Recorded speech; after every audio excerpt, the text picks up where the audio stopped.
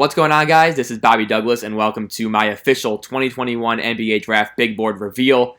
First, before we get into the board, I do want to thank all you guys for watching, subscribing, commenting, liking. It means a lot to me, and I'm happy that I get to share some of my NBA draft takes with all of you guys. Has made this a lot more enjoyable for me as a fan. So thank you for that. And now, without further ado, here is the Douglas 60. Let's go. Part 1. So at number 60, I have Houston guard DEJON JARREAU. JARREAU is a guy who I was super high on last year, and then it continued to grow this year. I think he was kind of the do-everything guy for Houston. He would get rebounds, get loose balls, get steals. One of their best defenders, was actually the 2021 AAC Player of the Year defensively in the conference. And so I think with his unique skill set at 6'5", being a shutdown defender, being a very gifted passer, being kind of a triple-double threat for Houston in his time there, I think JARREAU deserves a spot in the top 60 and thus a spot on an NBA roster. He's my guy. He's my Mr. Irrelevant in 2021. At number 59, I have Michigan wing Isaiah Livers. I think Livers is just one of these guys who consistently plays winning basketball, and at 6'7", shooting 43% from 3 this past year is a very good indicator of NBA success at some level. He's a guy who's a team player, will dive on the floor for loose balls, has a positive assist-to-turnover ratio, overall a smart, high IQ basketball player who, again, is a senior, and I think he's just one of these guys who finds his way onto an NBA roster, contributing in some sort of capacity during his career. At number 58, I have Florida State wing RaiQUAN GRAY.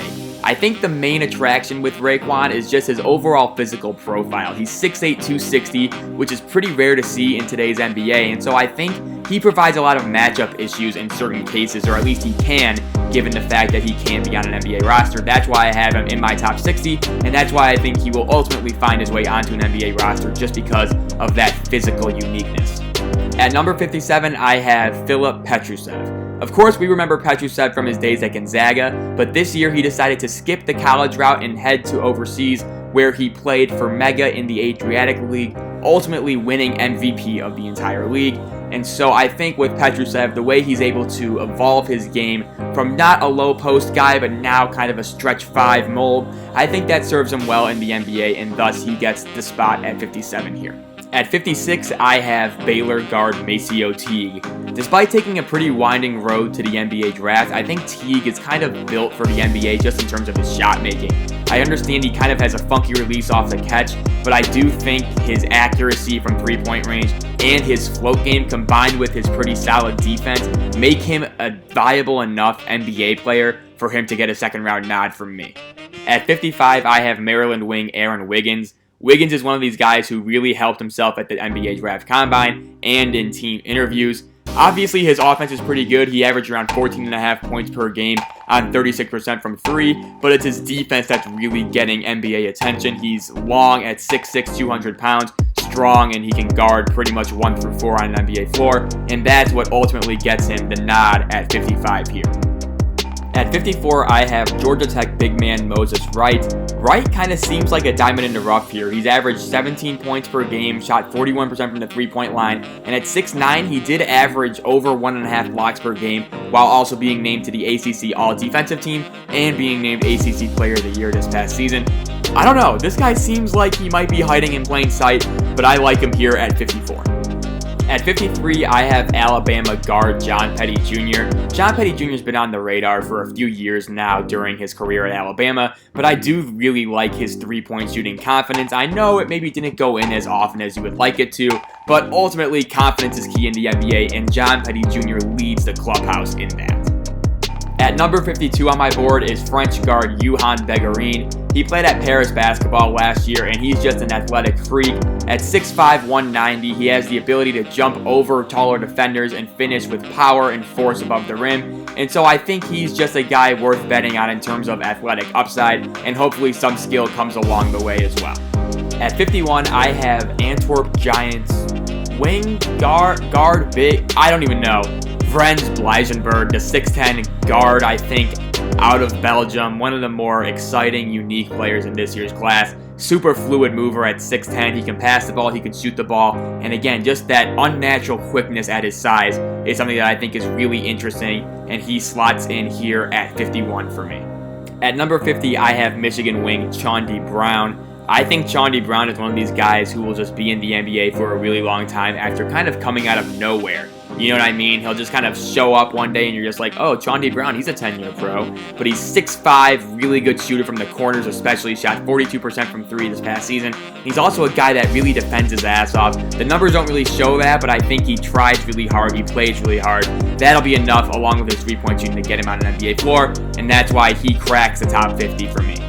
At 49, I have Iowa big man LUKA Garza, the reigning National College Player of the Year, who shot 55% from the floor and 44% from 3, averaging 24 points a game along with 8 rebounds. Just one of these traditional low-post big men who can really carve out space well using his wide frame, but also has shown a little bit of a touch of the modern, right? He's able to knock down that 3 at a high rate, and that's what I think ultimately gets him onto an NBA roster. Defensively, he'll have his issues guarding against switches and things like that, but I think for what he does offensively, there is a role for that in the NBA. At 48, I have Texas big man Jericho Sims. Sims is another one of these guys who really helped himself during the NBA Draft Combine. He was able to show off that defensive shot blocking ability along with his switchability and, of course, his freakish athleticism.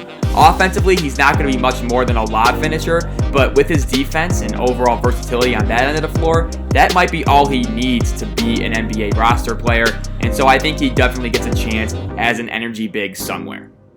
At 47, I have Utah State big man NEEMIAS QUETA. When you block 4.5 shots per 40 minutes, you're going to get my attention. And QUETA is one of the best interior defenders in college basketball and in this draft class. Really good shot blocker, really good job staying vertical. I do worry about him in space, but because of his shot blocking and interior defense, he will have a shot in the NBA. And so I like him here at 47. At 46, I have Iowa wing Joe Wieskamp. Wieskamp really popped athletically at the NBA Draft Combine. He had like a 42-inch vertical, which was like the 5th or 6th best at the entire event. And then obviously throw that on top of the fact that he's a really good three-point shooter. He shot 46% from beyond the arc this past season for a really good Iowa team. And so scouts are really intrigued at this blend of shooting and athleticism that seemed to be kind of hiding under the surface with him. So I have him at 46 here, and hopefully he gets to a good situation in the NBA. At 45, I have G League Ignite point guard Daishen Nix. Nix didn't really have a great season shooting the ball as he only shot 17% from 3, and he was clearly out of shape heading into the G League bubble, but I do still think his passing vision is legit. He averaged 5.5 assists per game for the Ignite program, and I do think there is a semblance of that 5-star recruit we saw heading to UCLA before he took that G League route. So Nix is number 45 on my board. At 44, I have Kentucky wing Brandon Boston Jr. Obviously not the season he wanted at Kentucky. He only shot 35% from the floor and 30% from 3. But overall, he still is a 6'7" wing with real fluidity in his jump shot and his overall driving ability. And so I think that can translate to the NBA as he gets more space to get to the basket. Defensively, he needs to improve, needs to get stronger. But right now, BJ Boston, middle of the second round, seems about right for me.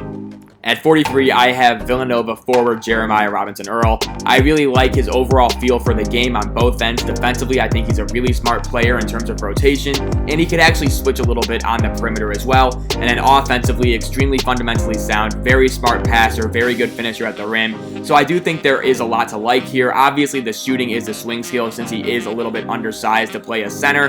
He'll probably have to play a power forward in the NBA, and so that shooting will be important. But overall, I like Robinson-Earl as a kind of guy who you can build your locker room around in terms of culture and fit. Coming in at 42 is Michigan State wing Aaron Henry. Aaron Henry, we talked about it in the breakdown. He's one of the best defenders in this class, hands down. Can switch pretty much 1 through 4, has a really thick frame, really strong on the wing, and really good at chasing people around screens. It's really just going to come down to the offensive end of the floor. Can he be more than just a slasher, and can he get that jump shot figured out? I think that there is a little bit of hope there, but ultimately, his floor as a really good defender is enough for me to have him at 42 here. At 41, I have Louisville guard David Johnson. David Johnson was on my radar ever since he was a freshman. He had that crazy game at Duke last year, but this year he kind of disappointed just because he was sharing the backcourt with Carlik Jones, who was a much more ball-dominant option. but don't let that fool you. David Johnson is still a really good passer. He can read the second and third level of the defense extremely well. And then at 6'5", he's really a disruptor on the defensive end as well. And so I'm really excited to see where he ends up on draft night. And he's a guy that I'm definitely confident in having at 41. At 40, I have Ohio guard Jason Preston. Known as the LaMelo Ball of college basketball, he averaged around 15 points a game with 7 assists and 7 rebounds, while also knocking down 39% of his threes. Really fun player, really smart player, ran that Ohio team extremely well and got them to the second round of the NCAA tournament. And so I really like Preston as a basketball player. He's extremely fun to watch. And so personally, I'm rooting for him to succeed in the NBA, but he obviously has some concerns with his defense and his shooting. Despite shooting 39% from 3, only shot around 60% from the free throw line, so there are some concerns there. But overall, Preston, super fun player. He will crack the top 40 here.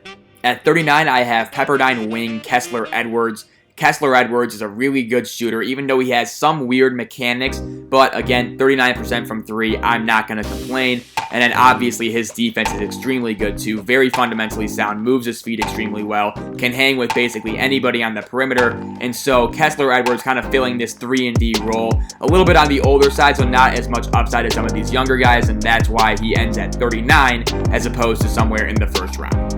At 38, I have Gonzaga guard Joel Ayayi. If you guys have been following this channel for a while, you'll know just how high I am on Joel. One of the best players in this class at cutting and moving without the ball for his size. Really high IQ player. Don't really know if he's a point guard or a shooting guard, but I kind of see him as more of a glue guy in a sense where he can do all the little things. He can get steals, he can get rebounds, he can cut, he can get loose balls, and all of those things. So that's where I like Joel Ayayi succeeding, and that's why I have him at number 38. Also, who's picking at number 38? You guessed it, the Chicago Bulls. Take a hint.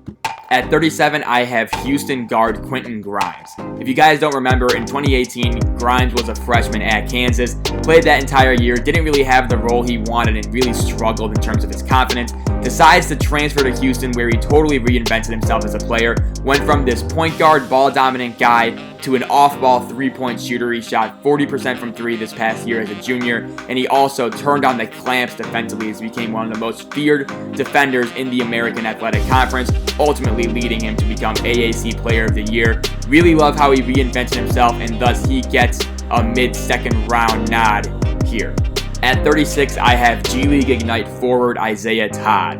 At 6'10" with a really smooth shooting stroke, I really love the idea of an Isaiah Todd. However, he didn't really show that in the G League a whole lot. He really struggled defensively and against physicality, and overall his shooting numbers weren't great. Still, at 6'10" with his fluidity, he's worth a shot early here in the second round.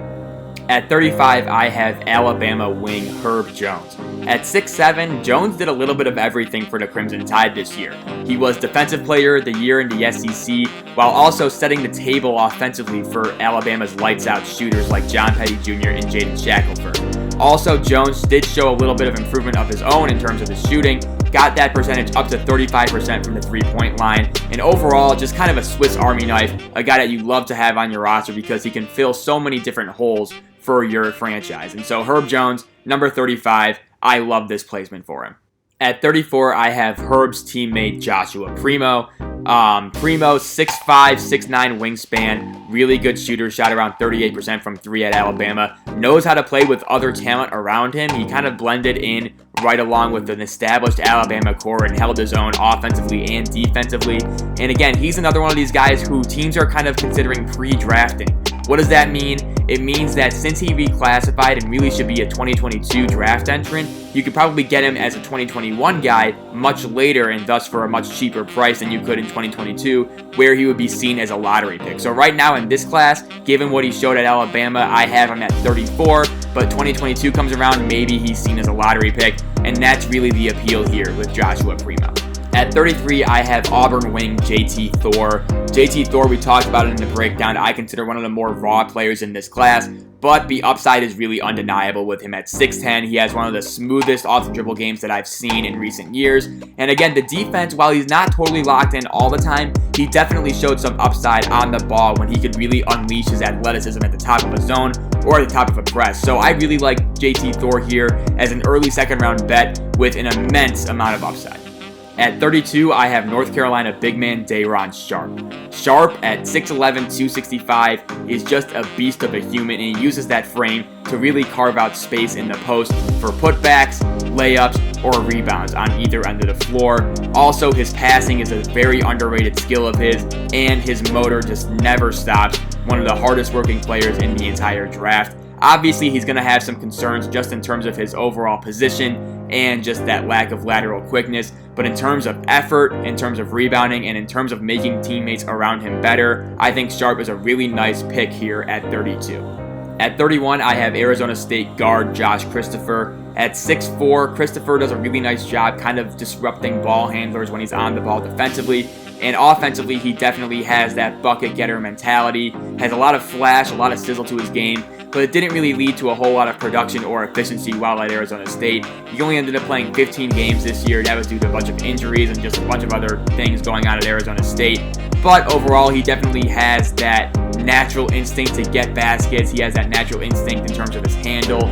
Needs to improve as a passer, just especially for his position. But I like what he does on the ball defensively. I like his overall bucket getting sort of mindset, and therefore he is the pick here at the top of the second round. So that wraps it up for part 1 of the Douglas 60. This was basically the second round, guys, so players ranked 31 through 60. Tomorrow we are dropping the first round reveal, so this will be the prospects ranked 1 through 30 on my final big board. So stick around for that. If you guys enjoyed the video, please leave a like, comment, subscribe, do whatever you want. If you guys disagreed, please let me know where I went wrong. I love to hear all of your guys' opinions. Otherwise, thanks so much again for supporting this channel throughout all of this craziness. And yeah, stay tuned for part 1 tomorrow. Bye.